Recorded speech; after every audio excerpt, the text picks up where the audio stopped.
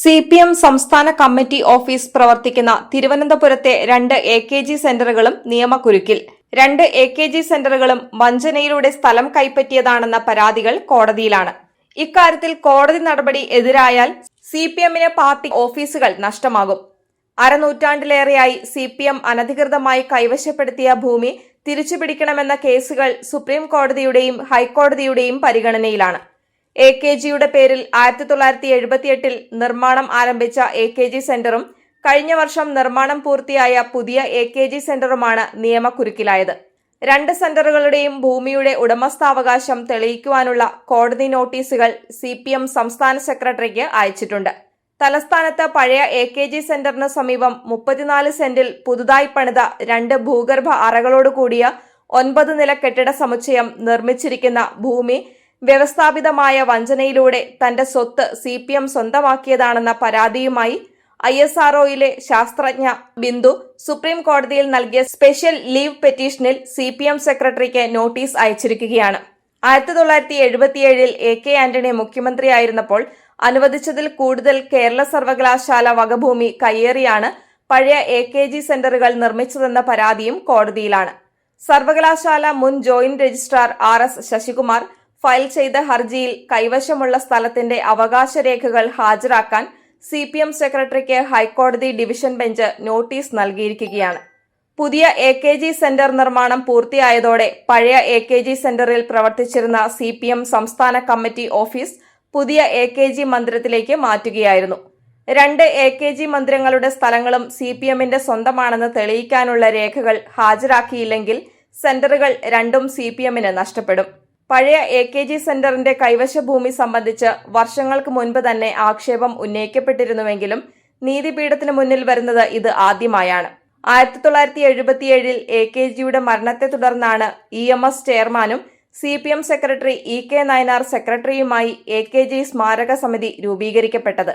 മദ്യനിരോധന സമിതി നേതാവായിരുന്ന professor MB Manmadhan, state കോൺഗ്രസിന്റെ നേതാവായിരുന്ന നാരായണപിള്ള, ലക്ഷ്മി N മേനോൻ എന്നിവർ സമിതി അംഗങ്ങൾ ആയിരുന്നു. CPM നേതാക്കളായിരുന്ന MV Raghavan, TK Ramakrishnan എന്നിവർ മുഖ്യമന്ത്രി AK ആന്റണിയെ നേരിൽ കണ്ട് AKGയുടെ പേരിൽ ഒരു ഗവേഷണ കേന്ദ്രത്തിന് ലൈബ്രറിയും റീഡിംഗ് റൂം ഓഫീസും നിർമ്മിക്കുന്നതിനുള്ള കേരള സർവകലാശാലയോട് ചേർന്നുള്ള പ്രവർത്തനരഹിതമായുള്ള ഗ്യാസ് ഹൌസ് സ്ഥിതി ചെയ്യുന്ന സ്ഥലം സൗജന്യമായി നൽകണമെന്ന് ആവശ്യപ്പെട്ടു. റവന്യൂ മന്ത്രിയായിരുന്ന ബേബി ജോണുമായി ചർച്ച ചെയ്ത് ഉടൻ തന്നെ ഭൂമി അനുവദിച്ചു. സർക്കാരിൽ നിന്നും ഭൂമി ലഭിച്ച ഉടൻ സർവകലാശാല VC ആയിരുന്ന ഡോക്ടർ RS കൃഷ്ണന്റെ കാലാവധി അവസാനിച്ച് പുതിയ VC ആയി ഡോക്ടർ VK സുകുമാരൻ നായർ ചുമതലയേറ്റു. ഉടൻ കേരള സർവകലാശാലയിൽ നിന്ന് 15 സെന്റ് ഭൂമി കൂടി ഗിഫ്റ്റായി പുതുതായി രൂപീകരിച്ച AKG ട്രസ്റ്റിന്റെ പേരിൽ രജിസ്റ്റർ ചെയ്ത് വാങ്ങി. CPM പോളിറ്റ് ബ്യൂറോ അംഗമായിരുന്ന S Ramachandran Pillai, Kidangoor Gopalakrishna Pillai, KC Joseph തുടങ്ങിയവർ ഉൾക്കൊള്ളുന്ന സിൻഡിക്കേറ്റായിരുന്നു 15 സെന്റ് ഭൂമി ഗിഫ്റ്റായി അനുവദിച്ചത്.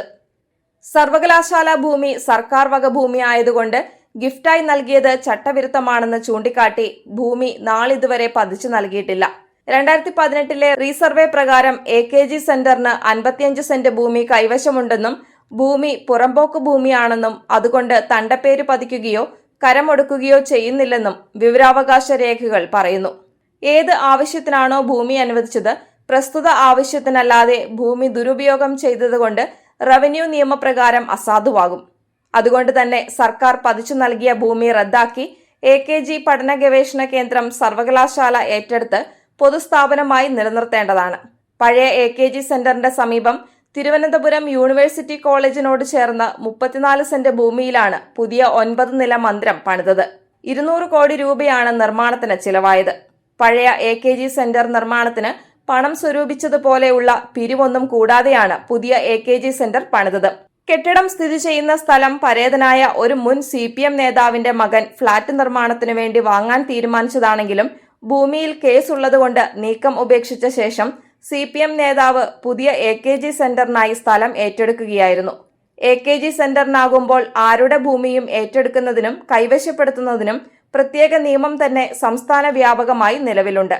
ഈ ഭൂമി ആറ്റിങ്ങൽ സ്വദേശികളായ ഒരു കുടുംബത്തിന്റെ വകയാണ്.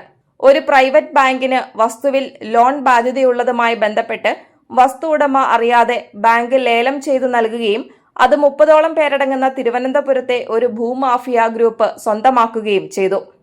ഇതിനെതിരെ വസ്തുവിന്റെ യഥാർത്ഥ ഉടമയായ ISROയിലെ ശാസ്ത്രജ്ഞ ആറ്റിങ്ങൽ സ്വദേശിനി ബിന്ദു CPM നേതാക്കളെ വസ്തുവിന്റെ ഉടമസ്ഥാവകാശം സംബന്ധിച്ച വിവരങ്ങൾ ബോധ്യപ്പെടുത്തിയിരുന്നു. എന്നാൽ CPM ചെവിക്കൊണ്ടില്ല.